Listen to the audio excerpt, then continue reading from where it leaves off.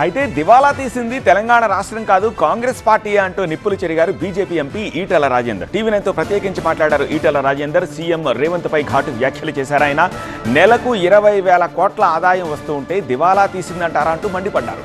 Revanth Reddy CM అనే సంగతి మర్చిపోయి మాట్లాడుతున్నారన్నారు ఈటెల. సీఎం రేవంత్ రెడ్డి వ్యాఖ్యలపై ఈటెల రాజేందర్ ఫుల్ రియాక్షన్ ని మా సీనియర్ కరెస్పాండెంట్ విద్యాసాగర్ అందిస్తారు. రాష్ట్ర ఆర్థిక పరిస్థితిపై సీఎం రేవంత్ రెడ్డి చేసినటువంటి వ్యాఖ్యల మీద స్పందించేందుకు మనతో పాటు బీజేపీ పార్లమెంటు సభ్యులు ఈటెల రాజేందర్ గారు ఉన్నారు. సార్, మీరు ఆర్థిక మంత్రిగా కూడా పనిచేశారు. ఏం చెప్తారు? రాష్ట్ర ఆర్థిక పరిస్థితి దివాలా తీసింది, నన్ను కోసినా సరే ఆదాయం ₹1 ఎక్స్ట్రా వచ్చే పరిస్థితి లేదంటూ ఉద్యోగులకు ఈరోజు చేసిన సీఎం వ్యాఖ్యలను ఎలా చూస్తారు?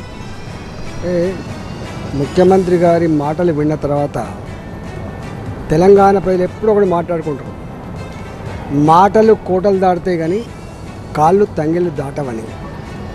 ఎన్నికల ముందు ఈయన గారు హామీలు ఇస్తున్నప్పుడు ప్రజలందరూ కూడా నమ్మిండ్రు. ఆయన ఒక రాష్ట్రానికి ముఖ్యమంత్రి అనే విషయం మర్చిపోతున్నాడు. నాకు తెలిసి ఈ దేశంలో 4 కోట్ల జనాభా కలిగినటువంటి ఒక రాష్ట్రం 19 నుంచి 20,000 కోట్ల రూపాయల నెలకు ఆదాయాన్ని తెచ్చిపెట్టినటువంటి ఏకైక రాష్ట్రం తెలంగాణ. తెలంగాణ బీదది కాదు. తెలంగాణ చాలా గొప్పగా అభివృద్ధి చెందుతున్నాం.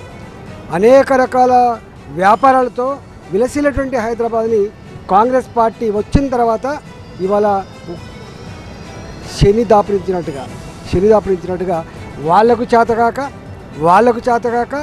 వాళ్లకు అనుభవం లేక ఇవాళ తెలంగాణ ప్రజలు తప్పడుతూ ఉన్నారు. తెలంగాణ రాష్ట్ర పరువు తీస్తున్నారు. ఇది దుర్మార్గమైన చర్య అని చెప్పి మనం చేస్తూ ఉన్నాం. ఇవాళ తెలంగాణ ప్రజల ముందు చేతులెత్తేసి ఇవాళ ఎలకల పడ్డాడు రేవంత్ రెడ్డి. ఇవాళ దేశ చిత్రపటం మీద ఒకనాడు తెలంగాణ గొప్ప భావన దాన్ని ఇవాళ నాశనం చేస్తూ ఉన్నావు. ఇది నీకు తగదు రేవంత్ రెడ్డి అని చెప్పి తెలియజేస్తాం. ఇవాళ తెలంగాణ అంతా నాశనం అయిపోయిందని చెప్పి మొత్తం దేశమంతా చెప్పింది ఈయననే. ఏ మేధావి బయటకు వచ్చి చెప్పలేదు, ఏ ఆర్థికవేత్తలు చెప్పలేదు, ఏ ప్రతిపక్ష పార్టీ కూడా చెప్పలేదు. మొట్టమొదటిగా ఇలా ఆయన ఒక వ్యక్తిని దృష్టిలో పెట్టుకొని, ఒక పార్టీని దృష్టిలో పెట్టుకొని తెలంగాణ పర్వంతా తీసింది రేవంత్ రెడ్డి తప్ప ఇంకెవరు కాదు. కొత్త పెన్షన్ల గురించి మాట్లాడతలేరు, కొత్తగా తులం బంగారం గురించి మాట్లాడతలేరు, ఇప్పటికిప్పుడు డబుల్ బెడ్రూమ్ల గురించి మాట్లాడతలేరు. ఒక్క మాట చెప్పాలంటే వీళ్ళ పాత గ్యారంటీల గురించి ఒక్క మాట కూడా మాట్లాడలేదు.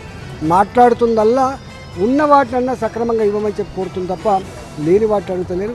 నీవు చెప్పింది అడుగుతున్నారు తప్ప, నువ్వు ఇచ్చిన హామీ గురించి అడుగుతుంది తప్ప వాళ్ళు కొత్తగా గొంతమ్మ కోరికలు ఏవి కోరట్లేదు.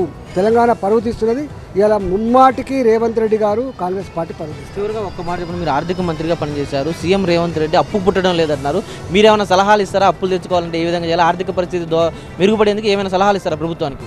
అసలు ఇప్పటికీ అనుభవం లేక, ఆర్థిక క్రమశిక్షణ లేక, ఏది చేయన్నో ఏది చేయకూడదో అర్థం కాక వాళ్ళకు ఒకటే ఎజెండా ఉంది, డబ్బులు సంపాదించుకునే ఎజెండా ఉంది. వాళ్ళకు రాష్ట్రాన్ని బాగు చేసే ఎజెండా కానీ, రాష్ట్ర ఆర్థిక స్థితిని బాగు చేసే ఎజెండా వాళ్ళకు లేదు. వాళ్ళకున్న ఏకైక ఎజెండా ఇక మళ్ళా ఇంకో 10 ఏళ్ళ వరకు కూడా కాంగ్రెస్ పార్టీ అధికారానికి వచ్చేది లేదు. కాబట్టి దీపం ఉండంగానే ఇల్లు చక్కబెట్టుకోవాలి. కాబట్టి ఇలా ఎట్లా పైరవి చేసుకొని 1,000 కోట్ల రూపాయలు ఎన్నికేసుకొచ్చుకోవాలి, ఎన్నికేసుకున్న డబ్బు హైకమాండ్కి ఎట్లా పంపాలి, ఈ ధ్యాస ఉన్నవాడికి అది ఆయనకు సూచన చేస్తే లాభం లేదు.